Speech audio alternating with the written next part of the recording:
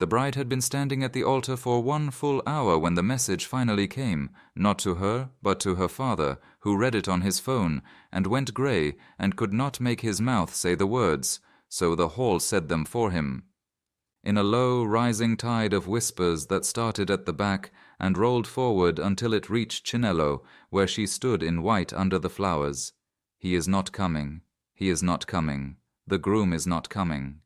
Chuka had married another woman that very morning, a chief's daughter in a quiet, expensive ceremony on the other side of the city, and he had not thought it necessary to tell the woman waiting for him under 400 pairs of eyes until she was already there, already in the dress she had sewn with her own 2 hands, already smiling the nervous, hopeful smile of a bride who believes this is the happiest day of her life. My people, I want you to feel that silence, not an empty silence, a full one, the silence of 400 people watching a woman understand, in real time, in front of all of them, that she has been thrown away like a thing that is no longer wanted. Come closer, sit down. Because what Chinelo did in the next 4 minutes is a story they still tell in that city, and before it is over, it will turn everything you think you know about who is worth something and who is worth nothing completely upside down. Because Chinelo did not faint, and she did not scream. She stood very still for a long moment, and something moved across her face. Not only the pain, though the pain was there, but under it something else, something clearing, like the moment after a slap when the ringing stops and the world goes very sharp and very quiet. And then she bent down, and she lifted the hem of her white dress up out of the dust, and she began to walk. Not to the side rooms, where her mother was already weeping. Not out the back, away from the shame. She walked forward, down the center of that long aisle, straight through the middle of all of them, past the pity and the whispers and the phones already lifting to catch her ruin, her chin level, her eyes dry, and out through the great open doors of the hall into the hard, bright afternoon light. And there, across the road, in the thin shade of a wall where he always sat, was a homeless man. The whole city walked past that man every single day and did not see him. He was part of the wall by now, part of the dust, one of those people the eye slides over because to truly see them is to feel something, and we are all so tired of feeling. And Chinelo, in her wedding dress, walked across that road toward him, and 400 wedding guests came spilling out of the hall behind her, drawn by the impossible sight, and stood in a great murmuring crowd on the steps, watching. And Chinelo stopped in front of the homeless man, and she looked at him, really looked, the way almost no one ever had, and she held out her hand, and she asked him the question that made 400 people gasp as one. Will you marry me? Today. Now. As I am, as you are. My people, come closer still, because to understand why a jilted bride crossed a road to a homeless man and why it was the wisest thing she ever did, we have to go back. We have to talk about who these 3 people really were. The man who threw her away, the man the world had thrown away, and the woman standing between them, about to teach an entire city the difference between a prize and a treasure. Chinelo, Nello, her mother called her, was, and I want you to hear this plainly, a good woman. Not good in the weak, forgettable way the word is sometimes used, but good in the strong way, the rare way. She was a cook, a caterer. She had built out of nothing but her own 2 hands and her late grandmother's recipes, a small catering business that fed weddings and burials and naming ceremonies across her corner of the city, and she was known for 2 things, that her food tasted like it was made by someone who loved you, and that she treated the boy carrying the crates exactly the way she treated the chief who signed the check. She saw people. That was her gift, my people, and remember it, because the whole story turns on it. In a world full of people looking straight through each other on their way to something better, Chinelo actually saw the person in front of her, the waiter, the widow, the child, the beggar. She had never in her life learned the trick of not seeing. Let me give you one small picture of her, my people, so you know exactly the soul we are talking about. At one of the grand weddings she catered, a great glittering affair, There was a serving girl, young, terrified, new to the work, who dropped a full tray of drinks in front of the high table and stood frozen in the wreckage of glass while the important guests laughed and the head of the household turned purple. And Chinelo, who was not even required to be in that room, crossed it at once, knelt down in her good clothes beside the shaking girl, and began quietly picking up glass with her, and said, low, just for her, Look at me, not at them. Everyone in this room has dropped something in their life. The only difference is who is watching. You are not the mess on this floor. Now breathe, and we will clean it together. And in a year, no one will remember but you and me. And we will remember it as the day you kept your dignity. And she got that girl back on her feet with her chin up. That was Chinelo, my people. In a room full of people looking at the powerful, she was the one looking at the girl on the floor. Hold that picture, because the whole world was about to teach her, cruelly, that this gift of hers was the most valuable thing she owned, and the thing the climbing world valued least. Which is how she came to know the homeless man. His name was Chidi, and here is the thing the whole city had forgotten, or never bothered to learn. Chidi had not always been a shape against a wall. Once, not even so long ago, Chidi had been a carpenter, a good one, a maker of furniture so solid and so honest that people said his tables would outlive their grandchildren. He had a small workshop and a wife named Adaeze, whom he loved past all sense, and a baby coming. And then, my people, life did the thing life does to the undeserving. It took it all in one season. His Adaeze died bringing their child into the world, and the child followed her 3 days later, and Chidi, who had been a whole man on a Monday, was by the following month a man with a hole straight through the center of him where his family used to be. He could not work in the workshop where she had brought him lunch. He could not sleep in the bed. Grief is a kind of homelessness of the soul, my people, and for Chidi it became homelessness of the body too. The workshop lost, the tools sold, the savings gone to a burial, and then to the slow business of a man ceasing to try. He did not fall because he was weak or foolish. He fell because he was broken, and no one caught him. There is a difference, and the world almost never bothers to learn it. And so Chidi became invisible, a dirty, silent man against a wall, whom 400,000 people walked past, and one stopped for. Chinelo. Passing that wall on her way to and from the market, month after month. And where everyone else saw a problem to avoid, Chinelo, who had never learned not to see, saw a person. At first just a plate of food, pressed into his hands without a word, the good food, not the scraps. Then slowly a greeting, then his name. Then, over many months in pieces, his whole broken story, the workshop, the wife, the baby, the tools. She learned that under the dirt was a gentle, courteous, ruined man who still said thank you, still would not take more than he needed, still had, buried somewhere deep, the straight, true dignity of a craftsman. She did not save him. She could not. No plate of food saves a drowning soul. But she did the one thing almost no one else on this earth did for Chidi in those years. She saw him. She let him be a person. She knew his name and she said it. If you have ever been the invisible one the world's eyes slide past, the one no one stops for, type, "She saw him," in the comments.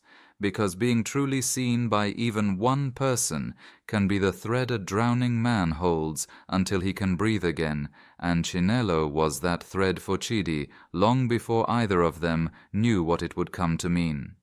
Now let me tell you about Chuka, the groom, the man at the center of the wedding, and, as you will see, the true beggar of this story, though he wore the finest agbada in the hall. Chuka was everything the world teaches us to want. Handsome, smooth, ambitious, a man going places, everyone said so, a man on the way up. And he had chosen Chinelo, or so it seemed, and her family had been so proud, so relieved, because Chuka was a catch, Chuka was a step up, Chuka was the kind of man you thanked God your daughter had landed. But here is the truth that only came out later, my people, and it is the first turn of this story, so hold it carefully. Chuka had never loved Chinelo, not for one single day. Chuka did not love, Chuka calculated. He had courted Chinelo for a very specific and very cold reason: her growing business, her spotless name, her father's connections in the market unions, all of it useful, all of it a rung on his ladder. She was to him a sensible acquisition, a good starter wife for a climbing man, and in the months of their engagement he had used her exactly as a climbing man uses a rung. He had let her cater the events that got him seen. He had borrowed against her good name. He had, more than once, quietly let her savings smooth over his debts with promises of, "Once we are married, it is all ours anyway." Chinelo, who loved him honestly, saw none of it, because that is what honest love does. It cannot imagine the calculation in the other, because it has none of its own. She was pouring herself into a man who was, the whole time, simply banking her. There was one evening, my people, that Chinelo only understood much later, once she had the whole picture. She had catered a large event for one of Chuka's business contacts, free, of course. "For us, for our future," he had said, kissing her forehead, and worked 18 hours on her feet to make it perfect. And at the end of that night, exhausted, she had overheard Chuka in the next room telling that contact, in the smooth voice he used for important men, "Ah, the caterer? Yes, very reliable, very cheap, well, free in my case." And they had laughed, the two men, the small warm laugh of people agreeing that a useful thing had been used well. Chinelo had told herself that night that she had misheard, or that he was only being charming, because that is what honest love does with the evidence. It files it away and makes excuses, but some cold part of her had heard exactly what was said and remembered it, and understood it fully only on the steps of the wedding hall, a year later, when the whispers came. He had never called her his love in that room. He had called her the caterer, cheap, free, used well. And then, 3 weeks before the wedding, a better rung appeared.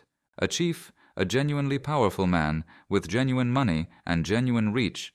Let it be quietly known that his daughter was unmarried, and that he was looking for an ambitious young man to bring into the family. And Chuka, my people, did the sum in about 4 seconds. Chinelo was a rung, the chief's daughter was the whole staircase, and a man who only ever saw people as things to stand on does not agonize over throwing one away for a taller one. He simply waited, coldly, patiently, until the most convenient moment. And the most convenient moment, it turned out, the one that cost him the least and freed him the fastest, was to marry the chief's daughter on the quiet on the very morning of his wedding to Chinelo, and let the wedding hall deliver the news for him. He did not jilt her out of passion or confusion or a broken heart. He jilted her out of arithmetic. He looked at a good woman who loved him and had funded his rise, and he calculated that she was now worth less to him than the next woman, and he discarded her at the cheapest possible moment, in the most public possible way, without the basic decency of a warning. That, my people, is who was at the center of the wedding. That is the prize.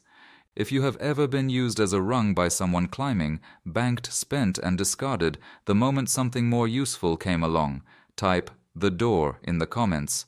Hold that word, because what felt to Chinelo like the end of her life was, though she could not yet know it, a door, the cruel, violent opening of a door out of a future that would have destroyed her slowly instead of quickly. So now you understand what really happened on those steps. When Chinelo stood at that altar and the whispers reached her, she was not only losing a wedding.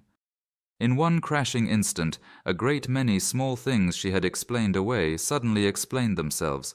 The borrowed money, the cold little silences, the way his eyes moved around a room, always past her, always to whoever mattered more.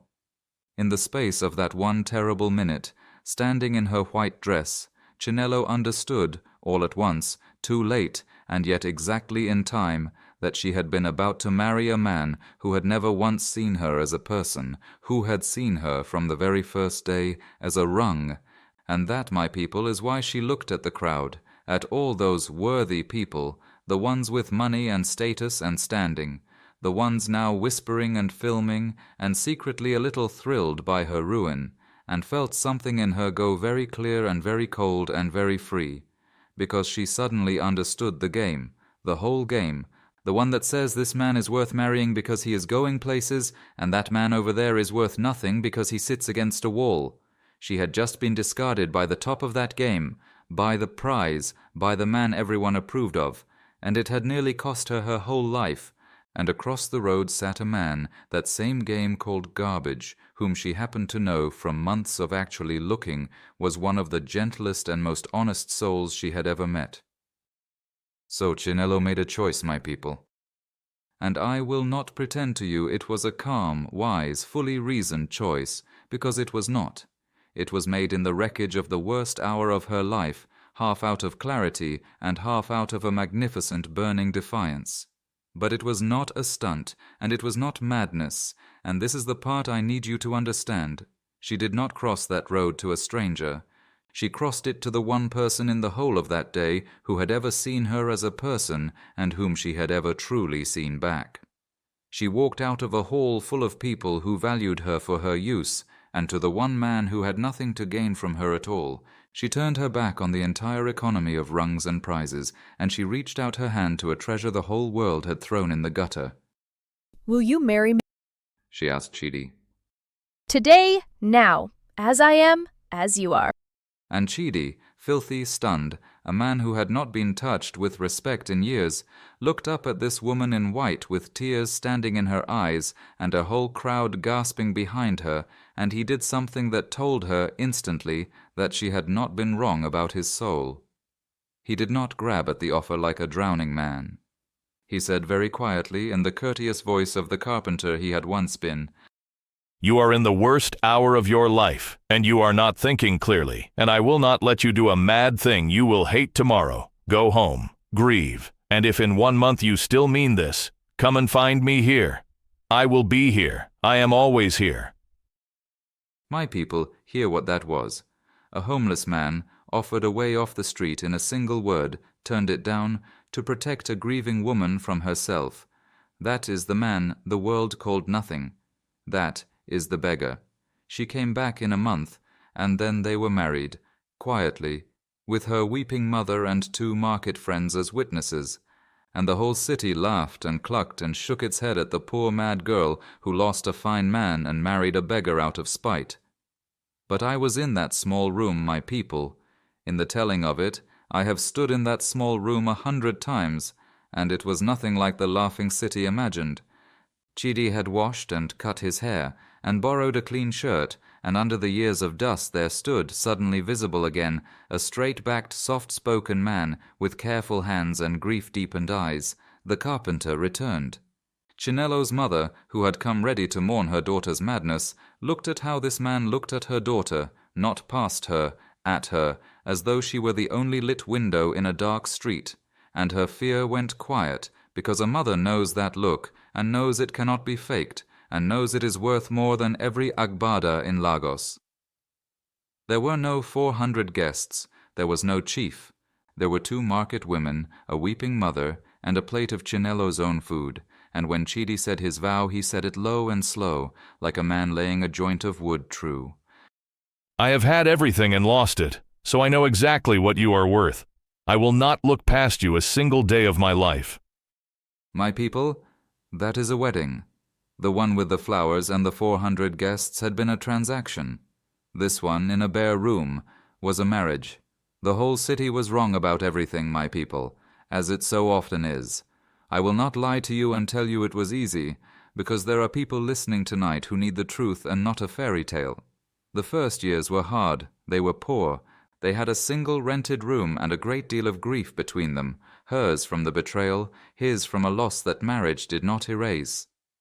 There were nights of doubt, there were the sneers of neighbors, there was the slow, unglamorous, one-day-at-a-time work of 2 broken people learning to trust again. But here, my people, is what the sneering city could not see. Chinelo had not married a beggar. She had married a carpenter who had forgotten he was one, and she, who saw people, set about, gently, patiently, helping him remember. She used the last of her savings not on rent, not on comfort, but on tools. A set of good carpenter's tools, laid on the table one morning without a word, the way she had once laid down a plate of food. and she watched a broken man pick up a chisel for the first time in years and hold it and begin, very slowly, to come back to life through his own hands. The first thing he made, my people, was a stool.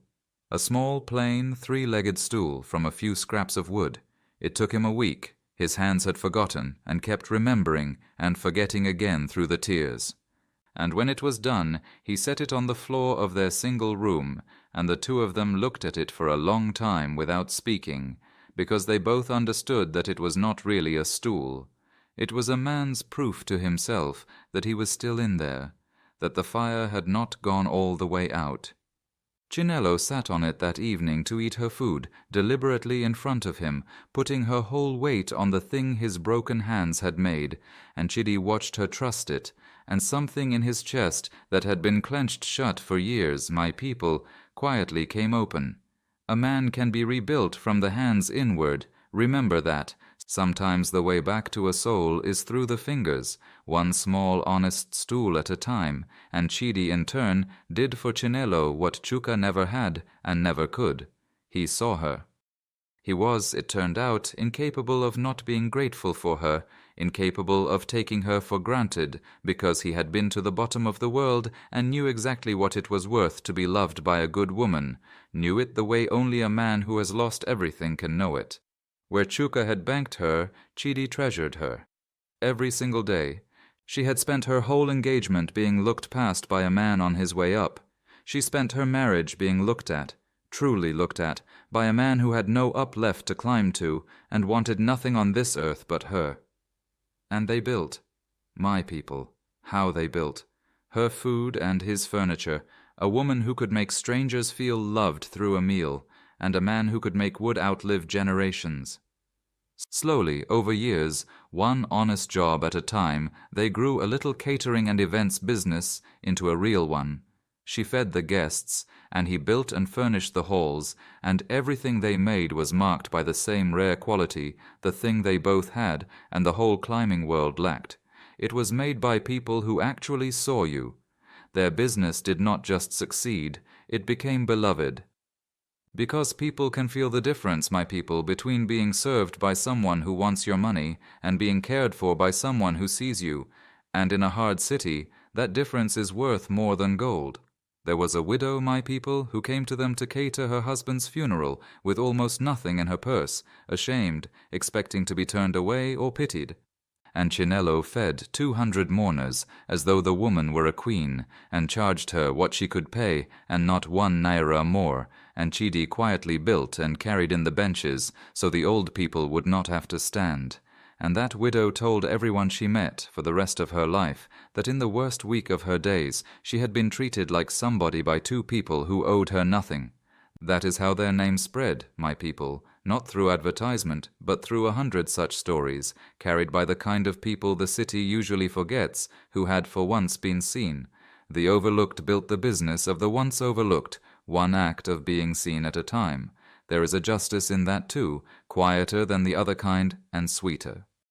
If you understand that the world has it exactly backwards, that the ones it calls nothing are so often the treasures, and the ones it calls prizes are so often the ruin, type "the last shall be first" in the comments, because we are about to watch that ancient truth come due, in full, for both of the men in this story.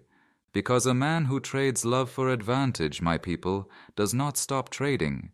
It is not a single act, it is the whole shape of who he is, and it always, always comes for him in the end. Chuka got his staircase. He married the chief's daughter, and for a few bright years he had everything he had thrown Chinelo away for, the money, the name, the rooms full of important people. But hear the second turn of this story, because it is the one Chuka built with his own 2 hands and could never escape. The chief had not gained a son. The chief had acquired an ornament, and in that powerful family, Chuka was exactly what Chinelo had been to him, a useful thing, valued only for what it provided, watched, controlled, and, this is the part the universe wrote, not I, always, always one better offer away from being discarded himself.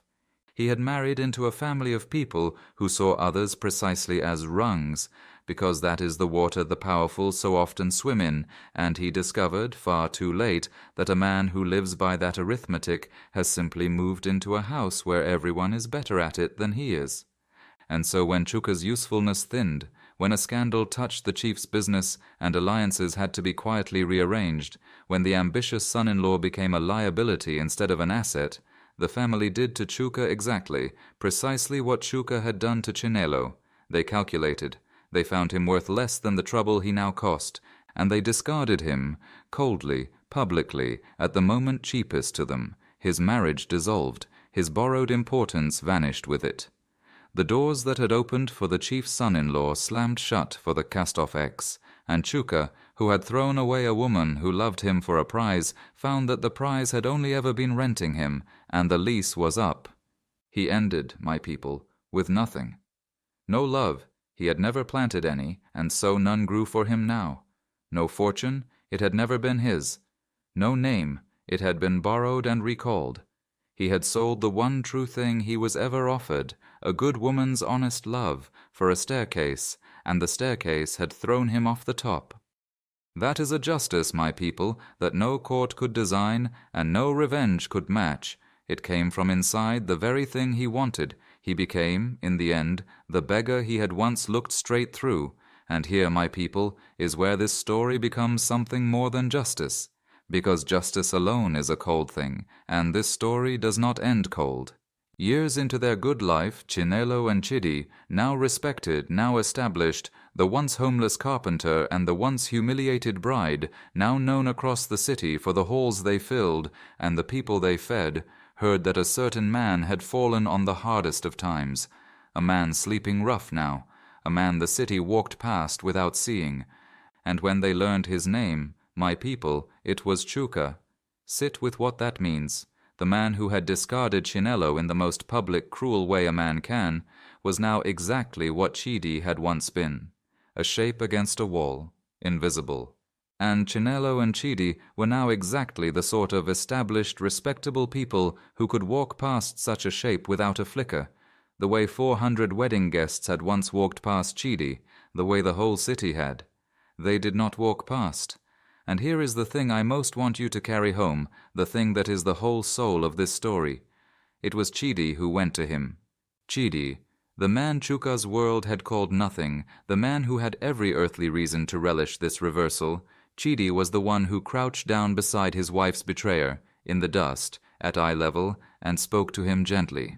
Because Chidi, and only Chidi, knew that place from the inside. Chidi knew what it was to be a shape against a wall that everyone's eyes slid past.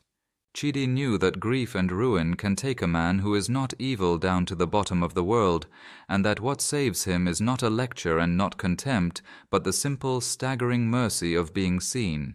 He did not lift Chuka because Chuka deserved it. He lifted him because Chidi remembered the gutter, and had sworn, climbing out of it, that if he ever could, he would reach back down, even for this. Even for him. They did not restore Chuka to riches. This is not that kind of story, and Chuka's riches had always been the poison, but they saw him, they fed him. Chidi quietly put a chisel back in the hands of a ruined man, and taught him, as Chinelo had once taught Chidi, that a person can be rebuilt from the hands inward. And whether Chuka truly changed, my people, the story does not promise. Some soil takes the seed and some does not, and that was between Chuka and his God. But the mercy was given, and the giving of it was the final proof of the thing this whole story exists to say, that the man the world threw in the gutter had, in his chest, more true wealth than the man the world crowned ever dreamed of, and that the difference between them was never money, and never status, and never the wedding at the center of the room. It was only ever whether you can see the person in front of you. If this story reached somewhere real in you tonight, if you have ever been discarded by someone unworthy of you, or been the invisible one the world walks past, or learned the hard way that the prize was the ruin and the treasure was standing quietly outside, then do not leave this family without joining it first. Subscribe now so the next story finds you the very night it lands. And tell me, in the comments, what city, What country is this story reaching you in tonight? From Lagos to London, from Accra to Atlanta, from Nairobi to New York. I want to see just how far this one has traveled, and do not go yet, because there is already another story waiting for you, right there on your screen. Another soul the world was too blind to value, another treasure it mistook for trash. Because here is the truth I want you to carry home with you tonight, longer than any name in this story. The world will tell you every single day who is a prize and who is nothing, who is worth marrying and who is worth stepping over. And the world is wrong, my people, so much more often than it knows. The man at the center of the wedding, crowned and admired, was the ruin. The man against the wall, filthy and unseen, was the treasure. And the only tool you will ever need to tell them apart is the one the whole climbing world has thrown away, the willingness to actually look at the person in front of you, not at their seat, not at their clothes, not at where they are going. At them. It costs nothing, and almost no one will pay it, and it is the difference between a life spent chasing prizes that ruin you, and a life spent finding treasures no one else could see. See people, my people. See the waiter, the widow, the beggar, the one the eye wants to slide past. Because worth was never where the world points. And the day you learn to see, truly see, is the day you will never again be fooled by a prize or blind to a treasure standing quietly across the road, waiting in the shade of a wall. Until next time, my people, guard your eyes, not from the ugliness of the world, but from its blindness. Never measure a soul by the seat it is given at the wedding.